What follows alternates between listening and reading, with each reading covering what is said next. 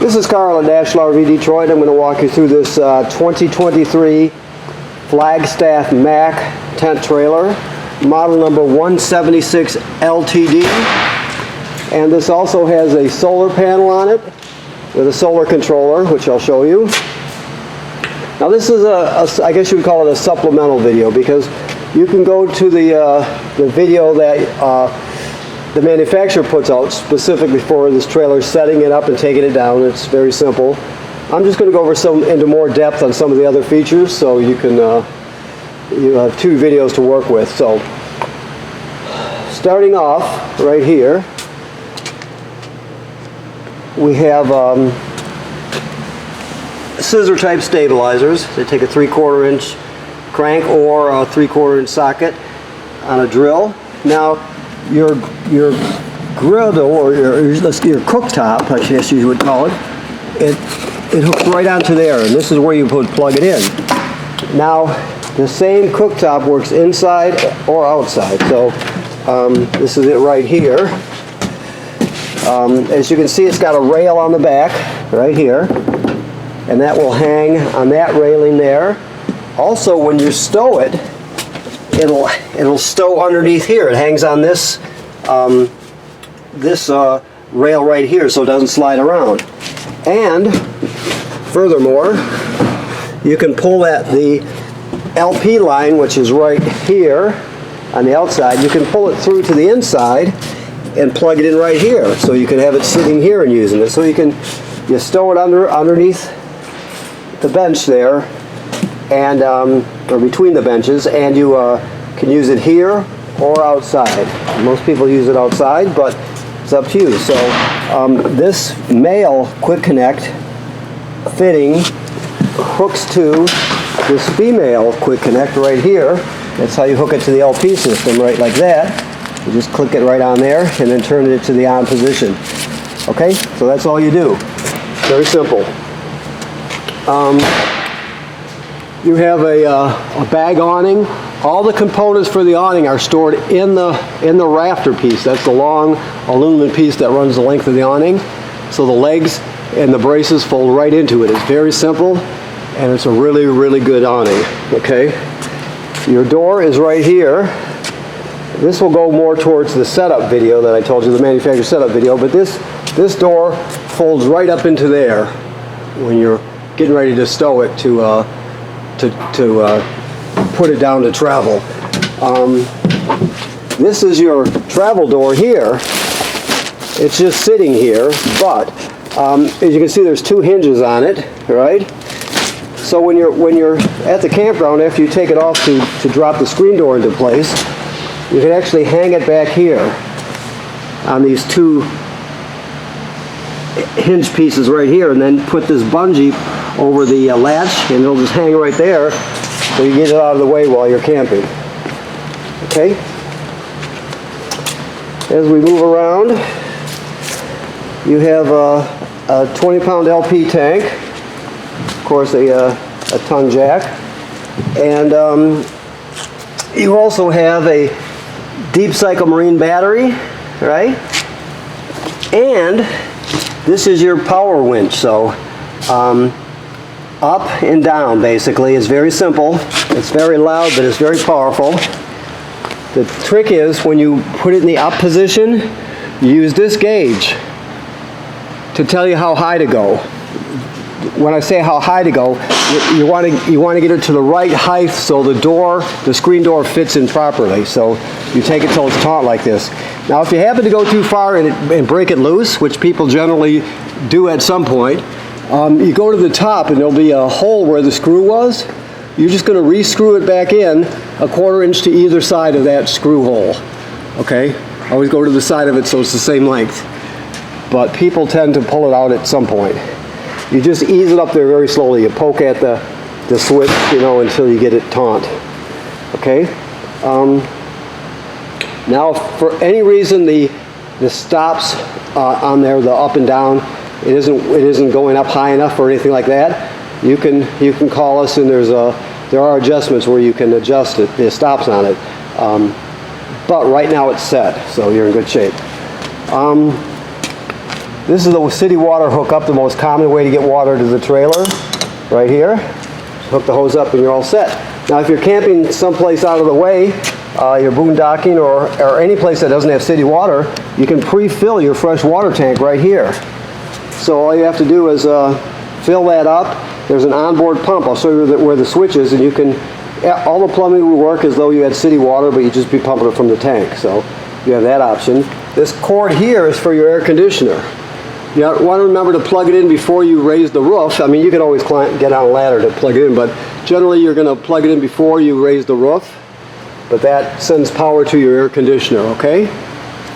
Now while we're standing here looking up, keep in mind that you have 4 corner caps, these plastic caps, there's one on each corner. You're going to check the sealant on those regularly. A few times a summer, 3 times a summer, whatever. Make sure the sealant is good and tight, no cracks. Any place else you see sealant from the factory, you're just going to check and make sure it's good and tight. If the time comes where you need to reseal it, you use something called Clear ProFlex. You don't go to a hardware store and get regular silicone that's not going to hold up. You have to go to an RV place and get Clear ProFlex or equivalent. It's not expensive. It's $10 for a caulk tube. It'll last you forever. But you want to inspect these every couple months. In the summer, you want to inspect the seals on the roof and on the side. Any place you see caulk from the factory, you're going to inspect, and if you see cracking or separation starting, you take care of it immediately. It's very simple to do. Clean off the area really well and just apply another layer and smooth it out and you're in good shape. That's part of general maintenance of owning a trailer. You have to inspect the seals, okay? That's important. This is just the drain for your sink right here. So it's got a cap for it. It's the same threads as a garden hose. So you can go to Home Depot or Lowe's or someplace and buy the pieces and make different hoses, make it as long as you want, long enough to reach into a bucket or to a sewer or whatever you want to do with it. It's up to you. So keep that in mind. Alrighty. All the lights are LEDs. That spare tire back here, obviously. Okay, so let's go inside here. First of all, when you first come in the door, you have some storage. This is the bag that the power cord comes in. I think I showed you the power cord, or did I? Let's come back over here. I can't remember. The power cord is 30 feet long, 30 amp, right here. And it's got a 30 amp plug on the end of it. But we give you a reducer to reduce it down to a 20 in case you want to plug it in at home. So you'll be set to, for a 30 amp campground hookup or 20 amps at home, you'll be able to plug it in. I'll show you that when we get inside. I think I put it in the drawer. Okay. So here are your keys. Okay. 2 for the travel door, which is this one here, and then 2 for the screen door, which are the brass colored keys. Okay. Okay. So let's go this way then. I talked to you about this. When you light this, you just use a lighter. It's got 2 burners on it. This is your furnace right here. Runs on LP gas. The thermostat for the furnace is right here. Okay. So all you do is click it to the right. Now it turns on. It'll light automatically. When you shut it off, you want to hear it click to the left like this. You want to hear it make that noise. As soon as you do that, the flame goes out. It's still going to cycle through for a minute or two, like it's still running, but it's shut off and it's cooling down, going through its cooling process and cycling. So it'll still run for a minute or two. Always make sure this is clicked to the left. Now, one thing to know, well, first of all, one down here, this is a 12 volt DC refrigerator. So this runs on 12 volt DC. There you have it right there. Okay.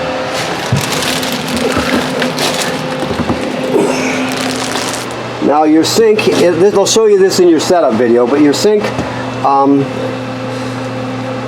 has a kill switch underneath. You can't really see it because I just killed it, but there's a push button over here. You probably can't see it very well, but when you look at it, you'll be able to see it. And when it makes contact, it completes the circuit. So when you're folded up, it just kills the 12 volts, so your lights won't run when it's in a stowed position. Okay. Always screw this in here tight, so the water that's stuck in your trap and in your plumbing won't just drain into the trailer. Okay. There is a pump here I told you about right here. This switch right here is for the water pump. You can hear it right there. So that water pump is used when you're pumping fresh water out of the fresh water tank if you don't have city water. It's also used to winterize the trailer. Okay, you can read up about that and learn about it. So there's no hot water in here, so you have the left knob is for city water when you're hooked up to city water, and then the right knob is when you're using the pump and pumping water from the tank. Okay, very simple.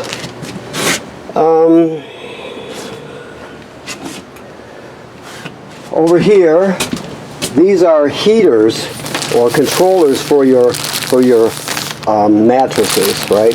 So you can see it's just got an analog controller right there, and then you have this part right here that hooks onto your mattress right there to that port, and then the other end just plugs into the nearest 110, which would be right here in this case. And it doesn't heat your mattresses. They don't get hot. It just warms them, takes the chill out of them. You have two of those, one for that mattress and then of course another one for this one. Instead of getting a dump hose with yours because you don't have a toilet, you get your fresh water hose. Okay. Also, let me look a little farther here. Yeah, you get these here. Now, these would be in the setup video for the manufacturer also, but what these are, there's only two of them, and they go sorry about the camera work, they go kitty corner from each other. So there's only two of them. This basically makes the roof stronger. If you're out in the woods and if a branch was to fall and hit the tree, or if the tree was to fall and hit the trailer, it just gives you more support. People will tell you all different reasons why you use these, but that's the reason. And it just clips on here. Sorry about my camera work again. Low tech, it just clips on there like that. You put it in place and that's set. One in each corner, there's two of them, they go kitty corner from each other. Doesn't matter which way you go, but as long as you put them across from each other diagonally. Alrighty. So all your paperwork is in here, okay.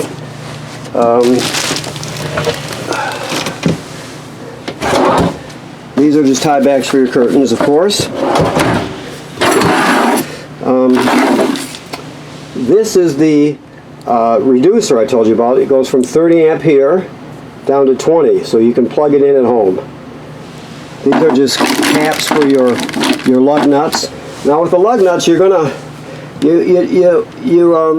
torque them to about 100 foot-pounds right in that area. So it's good. You know, the factory's torqued them, we've torqued them, but after you pull it for 100 miles or so, you want to have somebody re-torque them. If you know somebody with a torque wrench, just give them another snug up, and then you put these on here. These two stakes here are for your awning. If you want to stake the two awning legs, I guess you'd call them, supports, to the ground, so people don't kick them in the middle of the night and that sort of thing, you can stake them down with those two stakes if you need to. Okay. Alrighty. So now we get to the good stuff here. Okay. This is your GFCI right here. All the plugs in the trailer, including the one on the outside, all the receptacles are wired through this GFCI. So no matter which one you're using, if it pops, you're going to reset it right here. Okay? This device here is your carbon monoxide LP gas detector. So if it detects carbon monoxide or LP gas buildup, it goes off. You take everybody outside, leave the door open, shut the gas off at the front, figure out what's going on. It should always be green like it is. It should always have a green LED glowing. If not, get it serviced. Also, if it beeps very slowly, it's telling you your battery's low. So it's also a low battery alarm. I'll let you hear it. LP is good, carbon monoxide coming up. Good, and then low battery alarm.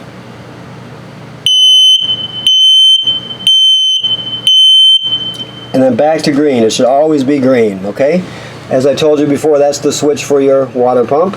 Now this device here is your, let me get into a better position here, hold on. Swing around here. Okay, this is your power converter. First of all, it automatically detects what your battery, if it's a lead acid or lithium or whatever, it'll detect that automatically, right?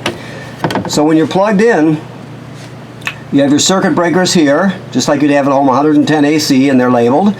And then the power is converted to 12 volt DC over here. You got 12 volt fuses, and they're labeled down here, right? So this is also a battery tender.